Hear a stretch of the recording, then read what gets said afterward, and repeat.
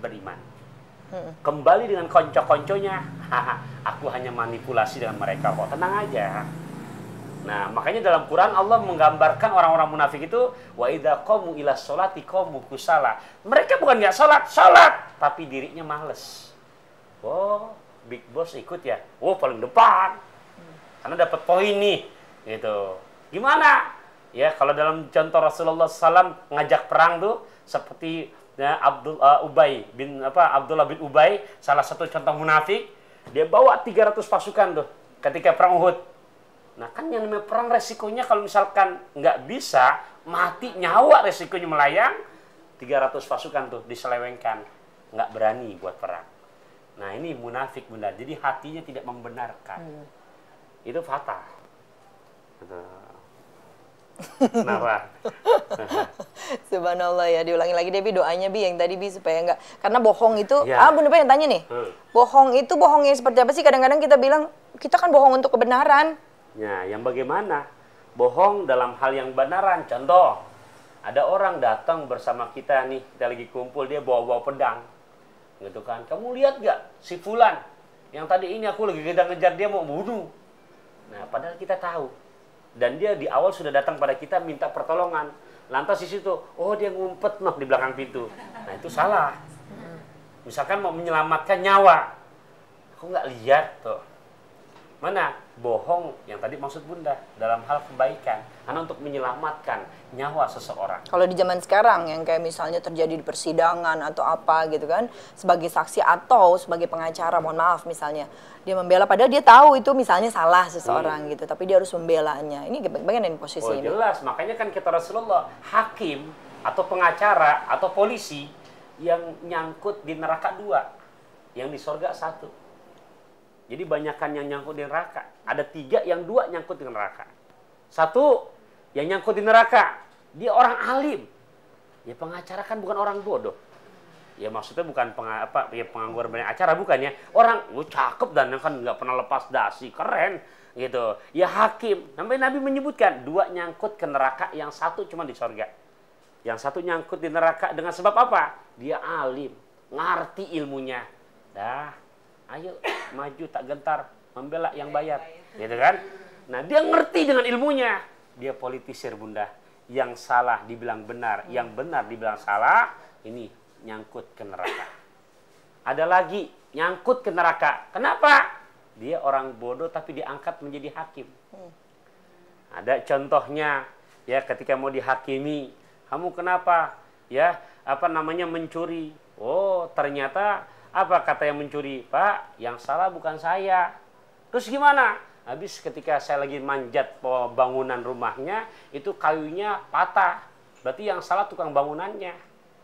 Kata hakim karena bodohnya, iya ya, berarti dia nggak salah. Panggil kuli bangunannya. Dipanggil dia, kenapa kamu? Pak, yang salah bukan saya. Yang salah perempuan yang baju merah.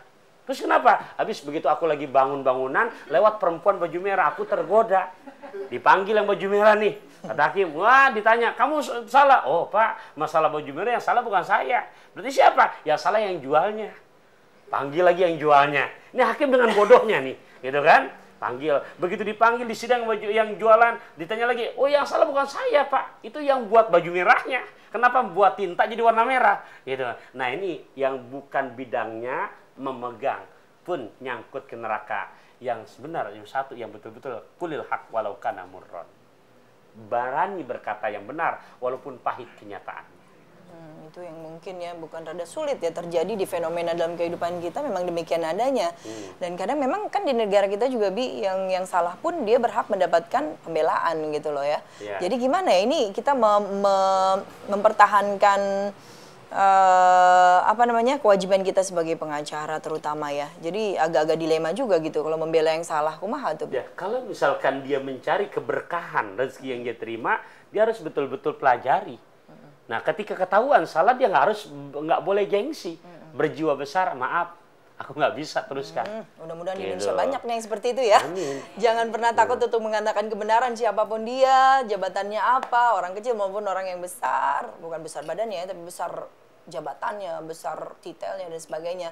Kalau dia berani mengatakan kebenaran itu benar, yang salah itu salah, insya Allah wah, Indonesia ini aman, tentram dan damai ya. Yuk kita benar-benar menjadi orang-orang yang seperti itu. Sebentar lagi kita lanjutkan pemirsa. Jangan kemana-mana, tetap bersama kami di Muhasabah. Evaluasi diri untuk menggapai ridho ilahi Rabbi, insya Allah.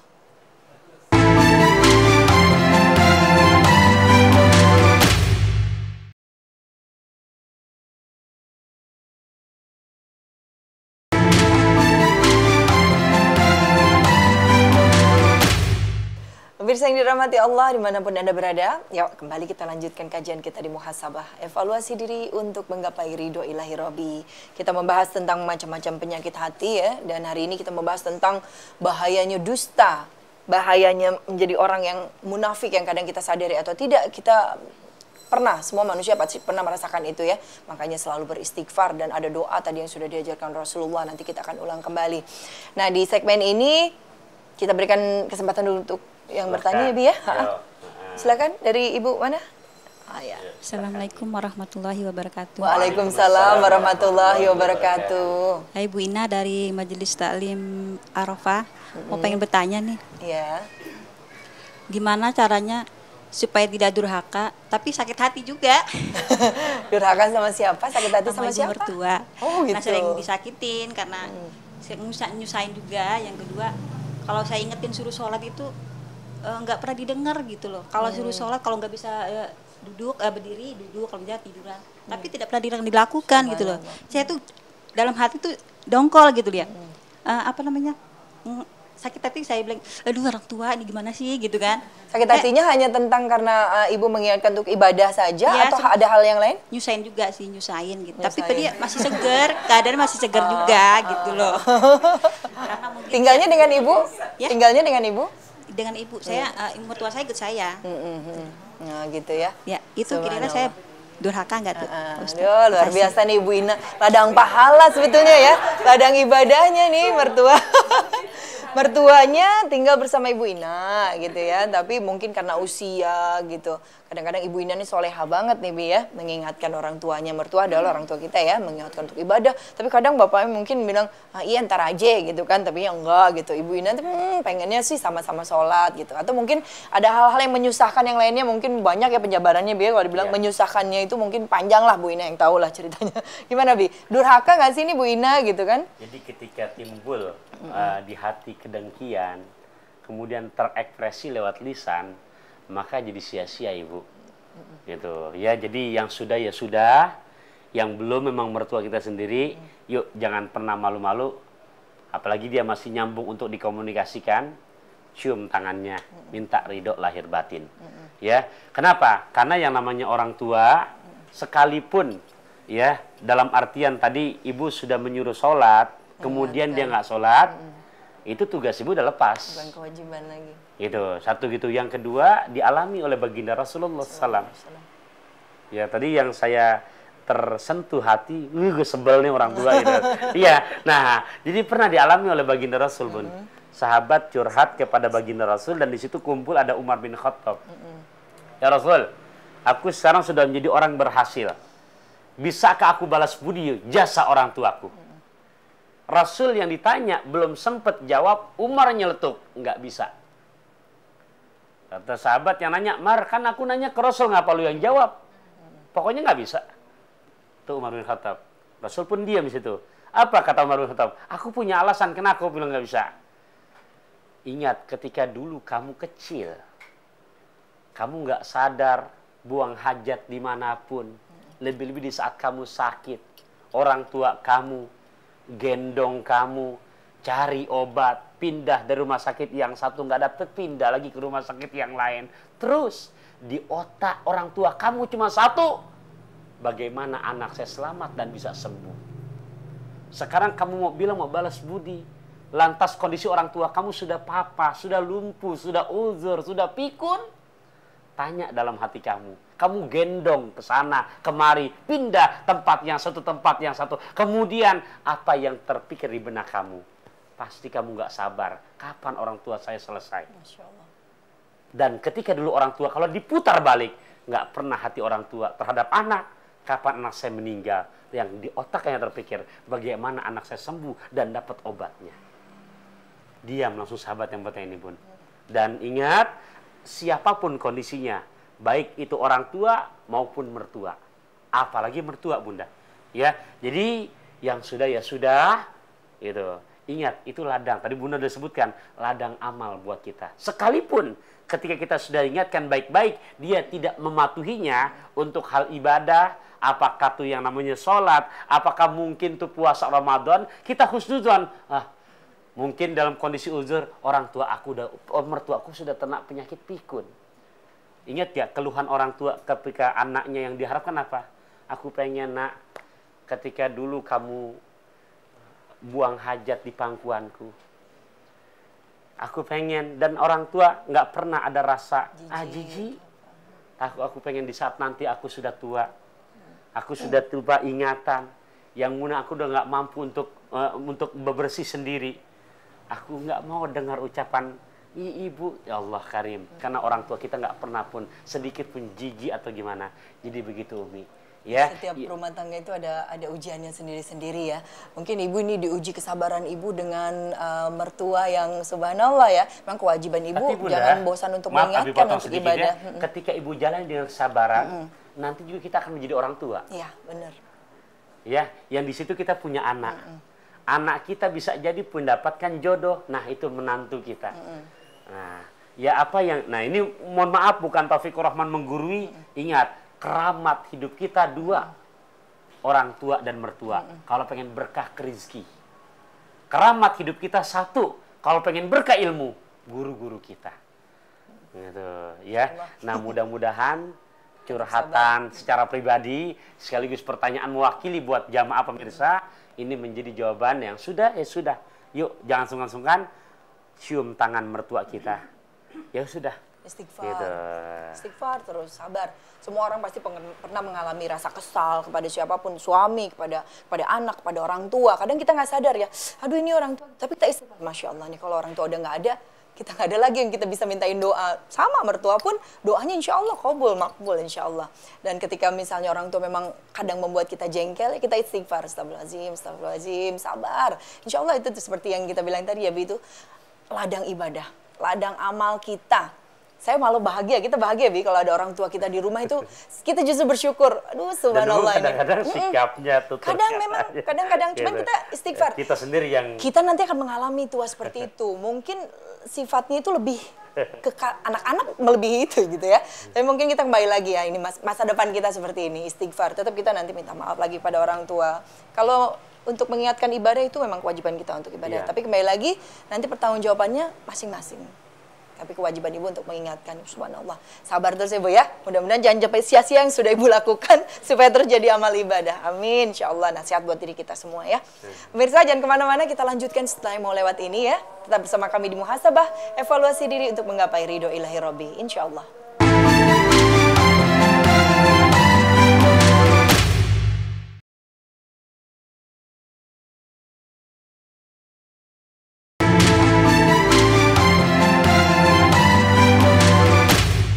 Ibu Intan dan juga ibu-ibu yang soleha yang hadir di sini ya. Subhanallah, kita waktu yang diberikan Allah ini untuk sharing ilmu agama hanya 1 jam rasanya kurang ya Bu ya. Yang kita manfaatkan dengan sebaik-baiknya. Kita kembali berikan kesempatan nih pemirsa di rumah untuk salah satu ibu yang mau bertanya lagi ya. Ada ibu, saya masih hafal namanya Ibu Nining. Assalamualaikum warahmatullahi wabarakatuh. Waalaikumsalam warahmatullahi wabarakatuh. Saya Ibu Nining dari pengajian Al-Arafah. Mau bertanya nih Pak Ustadz, Bunda. Misalnya kita ada niat berbuat baik gitu loh.